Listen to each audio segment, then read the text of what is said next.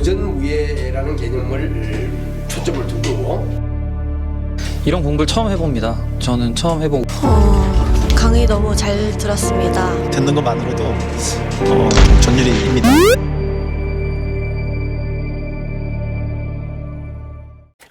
처음에 여러분들에게 이렇게 12부를 이야기했는데 지금 우리가 1, 2, 3, 4, 5, 6을 안 했어요. 7, 8, 9, 8까지 했어. 지난번 시간에 권법보에 나오는 실기에 대해서 우리가 했잖아요. 협회에서 하면서. 그 다음에 이제 이 부분에 넘어오는데 오늘 이 부분 할 거예요. 중국 근대 무술, 맨손 무술 권법 발전사. 그렇게 하고, 다음에, 이 무술 기원론을 제가 품새 기원론으로, 주제를 좀 더 좁혀서, 품새 기원론하고 품새 기술 이론을 할 거예요. 오늘 강의를 듣지 않으면 다음 강의는 정말 이해하기 어려운 강의가 되는데, 그렇게 하고, 그 다음에는, 가라데 형성사, 하고, 제가 이 강의의 종점이 뭐냐면, 근대 무예론 혹은 근대 무술론이라는, 저 나름대로의 무술의 역사를 보는 큰 그 개념틀이 있어요. 그 개념틀로 여러분들을 끌고 가는 게 이 전체 시리즈 강의의 목적이에요. 무예도부 통지를 시작해서 근대 무술론, 근대 무예론으로 들어가서 여러분들이 과연 양진방 교수가 이야기하는 근대 무술론이 무슨 이야기인가? 그것이 우리 오늘날의 태권도사와 여러 가지 맨손 무술을 이해하는 데 있어서 키워드이고 이해의 큰 패러다임이다. 그런 관점에서 나는 이 무예도부 통지 강독의 종점을 근대 무예론이라고 생각을 했는데 또 우리 음관장이 또 조금 더 하자고 하니까 여기에 연결 지어서 우리가 여기서 다루었던 이제 무예도부 통지와 무예도부 통지의 배후에 있는 척계광의 기호신서 권경, 당순지의 무편 이런 것들을 우리가 같이 읽었기 때문에 이제는 무예의 사상, 철학, 기술 이론을 같이 볼 수 있는 기초가 되어 있어요. 그래서 이 부분을 같이 한번 보려고 합니다. 그런데 이 부분은 한 강의로는 뭐 도저히 안 되는 거고 아마 2번이나 3번 정도 소위 말하는 그 철학, 무예 철학을 전체를 큰 주제별로 이렇게 훑고 넘어갈 거기 때문에 그런 생각을 하고 있는데 앞으로 어떻게 될지 잘 모르겠어요. 전체 무예도부 통지는 1, 2, 3, 4로 이루어져 있다는 거 여러분 다 알고 그 안에 들어있는 24가지 무예에 대해서 잘 알고 있는데 이 거대한 큰 무예도부 통지 책 중에 우리는 고작 권법 한 편 읽는데 이렇게 지금 시간을 보내고 있는 거예요. 권법 한 편. 다른 거 우리 지금 못 보고 있잖아요. 사실 뭐 볼 큰 의의도 적고 그래서 우리가 지금 집중하는 것은 권법 하나다 이 속에. 자 여기에서 우리가 이제 중요한 내용들이 이 앞에 서론 쪽에 좀 있는데 요건 나중에 우리가 시간이 되면은 특히 병기총서와 기해지리를 한번 좀 볼 수 있는 기회가 있을 거예요. 자 그래서 권법 무예도부 통지 그렇게 많은 부분 중에서 우리는 권법을 보는데 권법 편의 내용을 보면은 제일 앞에 서문이 있어요. 여기에 우리가 시간을 90%를 보냈어요. 이 서문에. 그 다음에 권법보 요거 다 권법보예요. 무예도부 통지에 실려 있는 품새 하나 32세 품새 하나를 풀어놓은 거예요. 해설해 놓은 것, 그림 그려놓은 것, 연결도 그려놓은 것, 뭐 이런 것들이잖아요. 우리 지난 시간에 다 봤잖아요. 무예도부 통지라는 이 무예에 관한 명저서가 나오기까지 한 번에 나온 것이 아니고 제일 먼저 무예 제보가 나오고 그 다음에 선조 37년에 권보라는 것이 독립적으로 나오고 무예 제보 번역 속집이 나오고 무예 신보가 나오고 이 무예 신보는 사도세자가 만든 거죠. 그 다음에 무예도부 통지가 나오죠. 쌓여서 6기로 출발해서 권법이 또 들어가서 4기, 10기가 되고 18기가 되고 24기가 되죠. 그래서 점점점 책이 가면서 충실해지는 거죠. 근데 실제로 이 위에까지는 기술적인 것밖에 없었어. 기술적인 것밖에 없었는데 무예도부 통지를 만들면서 박제가와 이덕무가 중국과 일본과 이 근동의 중요한 무술에 관한 서적을 다 찾아서 뒤져서 무술 이론들을 다 집어넣은 겁니다. 그래서 우리 권법편에도 여기에 서문이 여기에 들어갑니다. 무예도부 통지에 처음으로 서문이 들어갑니다. 무예도부 통지가 임진왜란이 발발하면서 바로 만들어지는 게 아니고 끝나면서 만들어집니다. 그러니까 그동안 이 번역하고 중국 사본모로부터 배우고 이런 여러 가지 과정들 이야기가 다 나오죠. 그러나 보면은 전쟁이 일어나고 나서 두 해체부터 절강병법 지도를 시도합니다. 그러니까 그때 이미 실기로는 기호신서에 나오는 병법을 군사들에게 가르치기 시작했던 거죠. 그리고 선조가 살수제보, 직접 적을 찔러 죽일 수 있는 그런 무기 쓰는 법을 번역해서 가르치라라고 했죠. 그래서 초고가 완성되고 마지막 인자 완성되는 것은 선조 31년 임진왜란이 끝나는 해에 같이 완성이 되죠. 그걸 다시 한번 이렇게 정리해보면 초고보는 전쟁 3년째 쭉 이렇게 나오는데 여기 중요한 게 하나, 무예도부 통제에 나오는 것이 아니고 선조실록에 나오는 건데 최초로 권법의 시범을 관람하는 기록이 나와요. 근데 이거는 거기에 생생하게 조금 더 그 원문이 나오는데 이거잖아. 동작동 모래밭에서 진유격과 군사훈련을 할 때 거기에 이 탁권기, 보통 번역에는 주먹을 치는 법 이렇게 나오는데 그런 게 아니고 탁권기라는 게 바로 권법이에요. 권법을 연무하는, 이런 권법 연무라는 뜻이에요. 권법의 기술을 누군가 이제 시범으로 보여주는 거지, 교사가. 그렇게 보면 이렇게 품새잖아, 이거는. 같이 서로 싸우는, 두 사람이 나와서 막 치고받고 싸우는 장면이 아니라 혼자 하는 거거든. 왜? 두 손으로 자기 얼굴 혹은 등을 치며 자기 동작이잖아. 혼자 하는 거예요. 그래서 이것이 바로 그 당시의 품새의 연무 형태를 중국의 어떤 자료에도 이만큼 자세하게 표현한 게 없어요. 그래서 이거를 보고 선조가 권법을 처음으로 보게 되고, 그 다음에 조금 지나서 선조 33년에 선조가 무슨 이야기를 하냐면 이 권법하고 권법, 이 봉술하고 권법을 저거들이 막 갖고 하는데 보니까 그게 좋은 것 같더라. 그래서 용맹을 익히는 기술인데 어린 아이들로부터 이를 배우게 하면 나중에 커서 애들이 훌륭한 군사가 되지 않겠느냐, 그런 뜻으로 이거를 아이를 뽑아서 가르치고 그 책을 만들어서 실시하라라고 훈련도감이 지시를 합니다. 이 지시가 결국 권보라는 걸 만들게 되는 계기가 됐던 거라고 나는 봐요. 그래서 권보가 만들어지고 권법이 이제 지도가 되고 그때부터 본격적으로 우리 군대 내에 권법이 시행되는 거죠. 그리고 애들을 뽑아서 가르쳤으니까 금방 어떻겠어요? 애들은 군인이 아니잖아. 동네에서 하는 게 된 거지. 그래서 나는 이것이 바로 우리가 택견이 시작되는 첫 장면이 아닌가라고 생각을 합니다. 자, 이제 우리가 권법 서문에 대해서 좀 볼 텐데, 우리가 그렇게 오래 봤던 권법 서문이 글 몇 자 안 됩니다. 그래서 단락이 몇 개로 나눠지는데, 권법 서문 단락 1은 권법 총론입니다. 우리가 읽은 거잖아요. 척계광이 말하기를 권법은 실제 전투하는 데는 크게 상관이 없지만 손발과 몸을 활발하게 움직이는 기초가 되기 때문에 처음 무예를 배울 때 입문의 초학 입의 지문, 처음 배울 때 무예의 문이다. 첫 단계다. 배워야 된다. 이런 뜻이에요. 기본을 해야 그다음 기술을 제대로 배울 수 있다. 권도 마찬가지다. 권법도 마찬가지다. 기본을 해야 된다. 기본이 중요하다는 뜻이에요. 단락 2는 우리가 지난 시간 3강에서 다뤘던 거예요. 수박의 역사. 수박의 역사죠. 수박의 고대 역사인데 이렇게 하나, 둘, 셋, 네 가지 문장으로 간단하게 되어 있는데 이거를 다 이해를 하려면 중국 무예사를, 고대 무예사를 다 뒤집어야 됩니다. 그걸 우리가 세 번째 강의에 그걸 다 뒤집어서 다 봤죠. 그래서 세 번째는 내가권법이라는 게 들어있어요. 이게 저는 가장 미스터리예요. 이덕모와 박제가 선생이 그 당시에 이런 내용들을 어디서 가져왔을까? 이게 정조대왕의 그 도서관에 그걸 뭐라 그러지? 집현전이 아니고 규장각에 이걸 갖다 놨다는 건 이걸 일반 선비들이 볼 수 있는 내용이 아니거든요. 굉장히 구석에 요즘 같으면 아프리카 가서 찾아오는 자료하고 비슷한 거예요. 이 자료를 어떻게 봤는지도 의문이고, 두 번째는 과연 이덕모와 박제가 선생이 이 권법이 어느 정도 중요하다고 생각하고 그걸 정말 실감을 가지고 이걸 넣은 건지, 그것도 상당히 좀 의심스럽고, 마지막으로는 정말 이 내용의 맥락을, 무술적인 맥락을 알고 있었을까?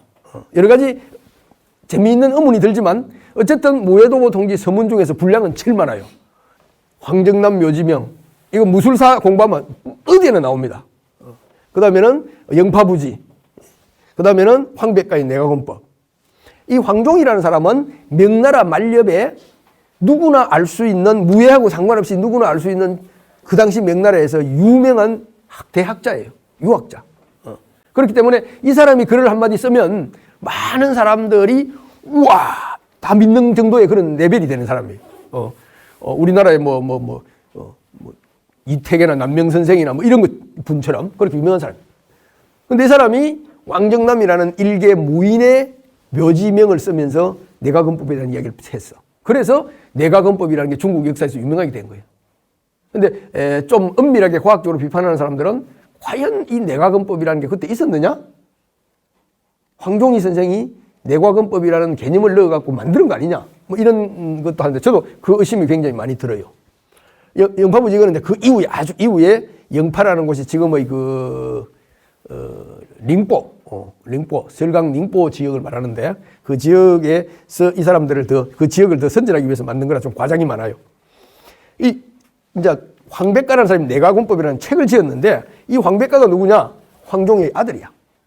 그래서 황종이 선생이 이 일개 무인의 묘지명을 지은 것은 학부형으로서 자기 아들이 권법에 빠져가지고 황정남이 제자야. 그래서 그걸 쓴 거예요. 그리고 그 이후에 상당한 세월이 흘러서 황백가라는 사람, 이 사람도 역시 유학가인데 청나라 초기에 살았던 사람이죠. 내가건법, 자기 스승의 그 무술이 사라지는 게 아까워서 거기에 대한 걸 다 정리하고 기술적인 것도 정리한 게 이 황백가의 내가건법이라는 책이에요. 육로와 십단검, 품새예요. 육로, 십단검. 거기에 대해서 가결이야. 이게 동작 이름과 그 동작의 그 약간 의미 같은 걸 이렇게 시적으로 표현하는 건데 우리가 그 권경 기호신서 32세 장권 읽을 때 이거 봤잖아. 이런 거 가결 그 형태예요. 근데 전문가들의 분석에 왕정남의 내가건법은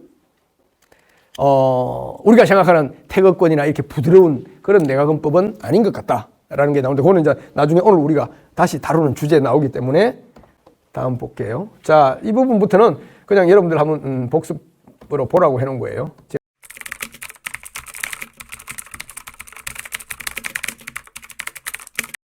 자, 지금부터는 이제 오늘 강의의 그 주 내용인데, 중국 맨손무술이라는 용어를 내가 잘 쓰는데, 조금, 애매한 용어이긴 해요. 애매한 용어이긴 한데, 그래서 결국 맨손무술을 개념적으로 보면 역사에서는 수박, 권법, 권술로 이렇게 변화해 옵니다.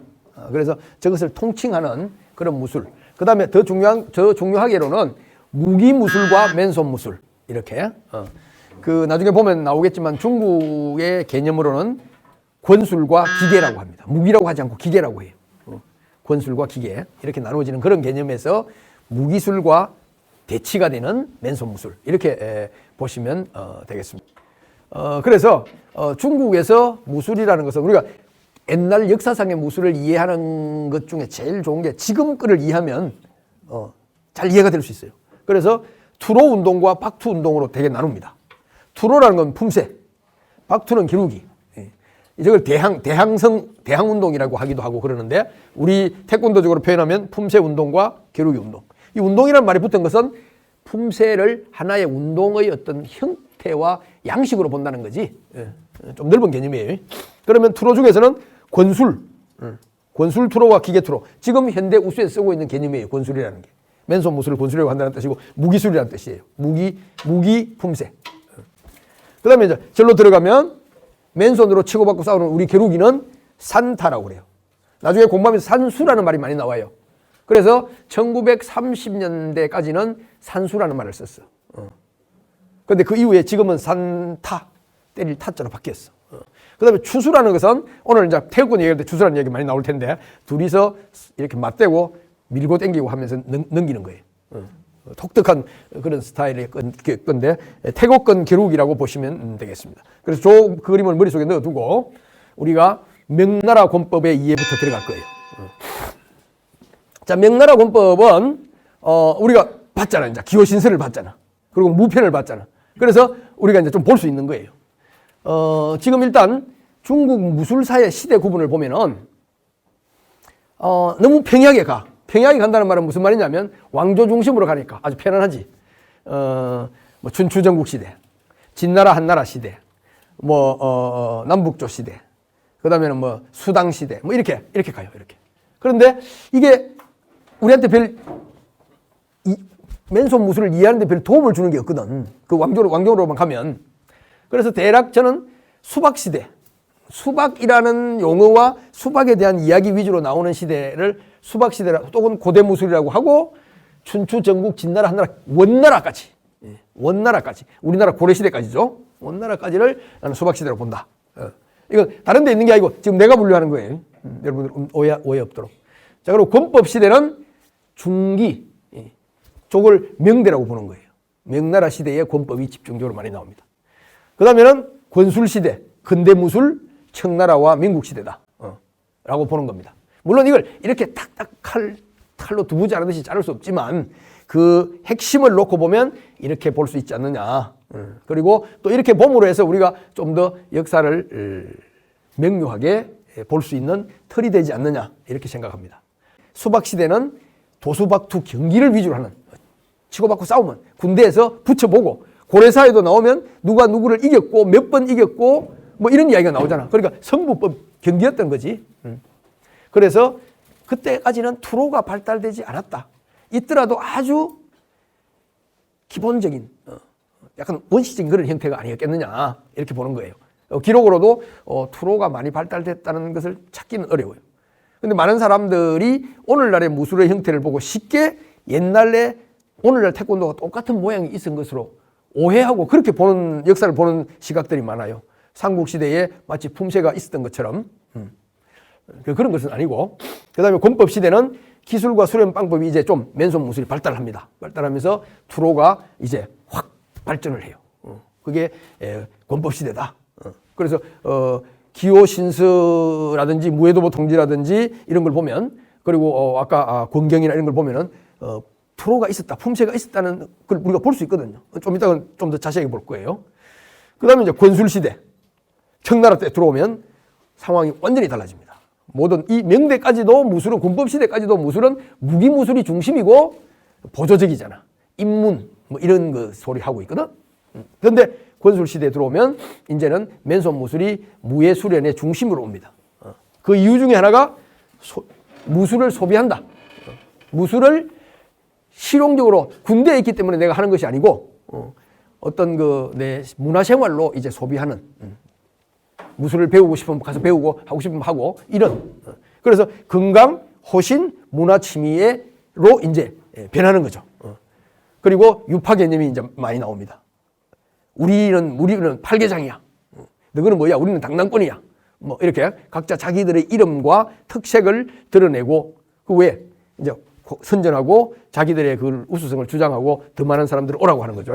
그 다음에 무술과 도인, 양생, 철학, 사상 등이 결합해서 무술의 이론화, 철학화, 사상화가 이루어집니다. 좀 이따 자세히 좀 볼 거예요.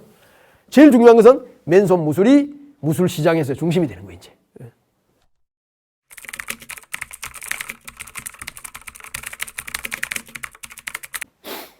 그래서 근대 무술의 개념은 이제 마지막 근대 무술의 개념이 이 권술 시대와 같은 거지만 핵심은 양진방이 이야기하는 근대 무술의 핵심은 무기 중심 무술에서 맨손 중심 무술로 옮겨왔다는 겁니다.